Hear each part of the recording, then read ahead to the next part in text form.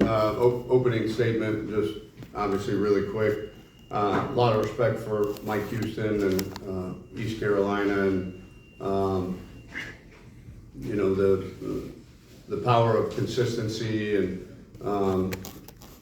you know, that I think sometimes we as players, unfortunately, we tend to have the mindset of fans, and we look at records and we don't listen to our coaches and we don't watch the film, and you don't realize how good of a football team you're about to play. And unfortunately, you know, I don't have a great answer for you right now. This is uncharted territory a little bit for myself and most of our staff, but the one thing I do know is we played well enough for about a month there to put ourselves in position to play a top 25 team at home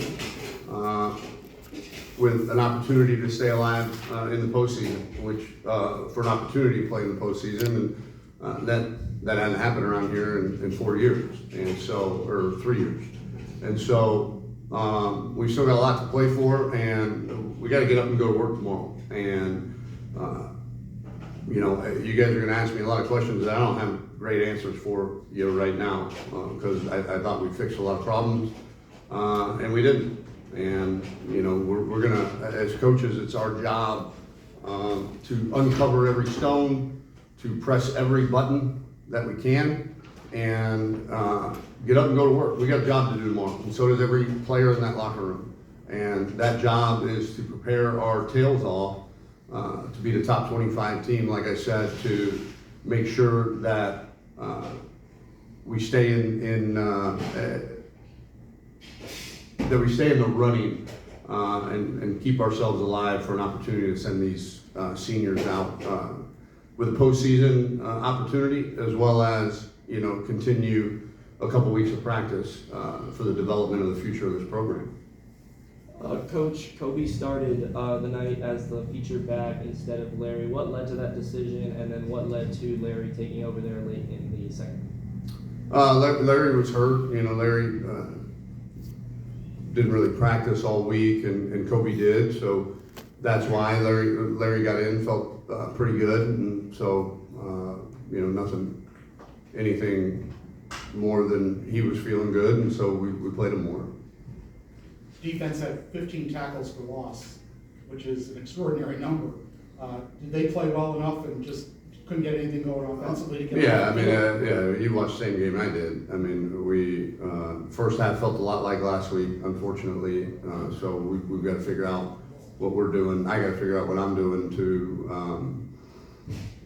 lead to us starting as slowly and sloppily as we did. But yeah, to hold the team to 5 field goals, and really the only touchdown gave up was really poor field position. Not that, you know, that's an excuse, certainly, because we gave them really poor field position, you know, pretty much the entire second half there, and they kept holding them to field goals. So really proud of the way they responded to, you know, getting 600 and however many yards and 45 points hung on, you know, that side of the ball.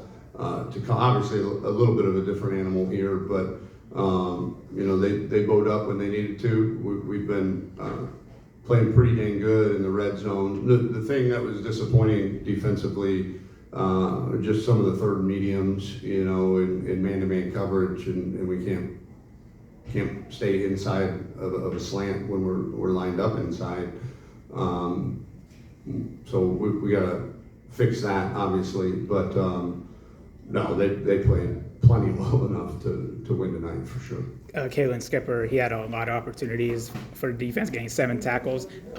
Concerning the state of the secondary with the injuries accumulated throughout this season, how would you describe his performance tonight, and how's the secondary is going to progress considering that depth chart? Yeah, really proud of Kaylin. 7 tackles for a guy in really his first extended action, I think is the right phrase, and then to do it as a starter, you know, with Jay Will out, you guys saw him, you know, he was literally cleared this morning, and that's how thin we were in the secondary, that, you know, we felt like to play some man-to-man coverage, we could jog him out there, especially because we've got a linebacker playing nickel right now in Jalen Wester. So, Kay, your original question was about Kaylin Skipper. Really proud of him. I mean, this is a do-right guy that, has done nothing but give everything that he has to this team in practice and preparation. And,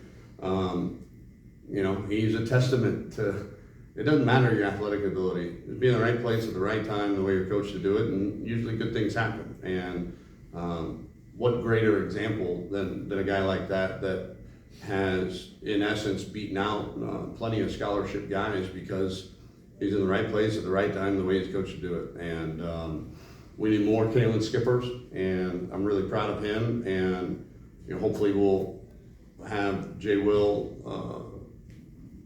fully this entire week of practice, and we'll see what that rotation looks like. But he definitely proved to I know our coaching staff and I would imagine his teammates that he definitely belongs and played his best when his best was needed, for sure.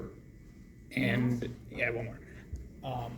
Yeah, go ahead. That's fine. Okay. Of course, you talked about on Monday, like that the team should not underestimate any opponent, regardless of the number of wins or losses they have on their record. What was some of the biggest frustrations that you saw throughout this game that you want the team to clean up moving forward? Well, I think obviously schematically when we've played a really good defense, our offense has not performed well. You look no further than the last two home losses. Absolutely awful offensive performances. So we got to figure out, what we can do well. I think that's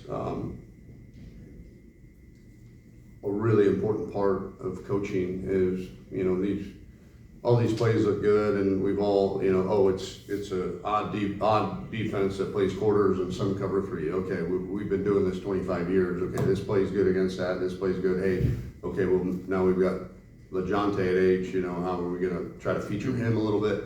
All that stuff is great, but if you can't do it, you can't do it. And so we've got to figure out what we can do and what we can do well, and really go back to the basics when it comes to that. But I don't remember your original question, to be honest with you. You got me rambling a little bit, but offensively, the last two times we played at home has been awful, and we've got to figure out why and make sure it doesn't happen again. You said it. What I believe you have to change for next week's game against Tulane. Yeah, again, you guys are, like I said, you guys are gonna ask me a lot of questions that I don't have the answer to. Thought I did last week and didn't. So we'll, like I said, we're gonna keep uncovering every stone, turning over every rock, and pressing every button. And they all get it eventually.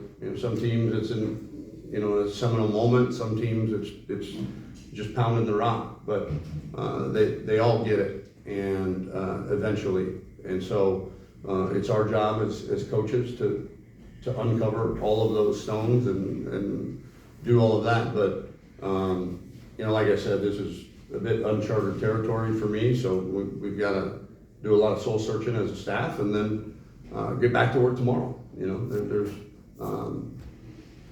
to be honest with you, there's no better cure for this feeling than getting back out on the field and flushing it out. And so, none of that's going to matter if we play this way against Tulane. And but again, I've got a lot of confidence. It'd be silly for me not, because I've seen us at our best, and it's my job as the head coach to make sure we're playing at our best at all times. And right now, we haven't. And we're going to continue to figure out why, and come up with new and different solutions, because I definitely believe that the definition of insanity is repeatedly performing the same act, expecting different results. And so, and we also know, the right way to do things. We've lived it, we've experienced it as a staff, and so right now it's just a matter of teaching, and we've got to find a way to to reach these guys, to reach our guys better and make them understand, because knowing's one thing, but when you believe it in your heart, that's another. And I think we know right now, but I think there's still a lot of guys that maybe aren't quite on the fence, or are on the fence and aren't quite all in, and but good coaches find a way to get them all in, and that's our sole mission in life, is to figure out how to fix these problems and get ready to play a top 25 team at home.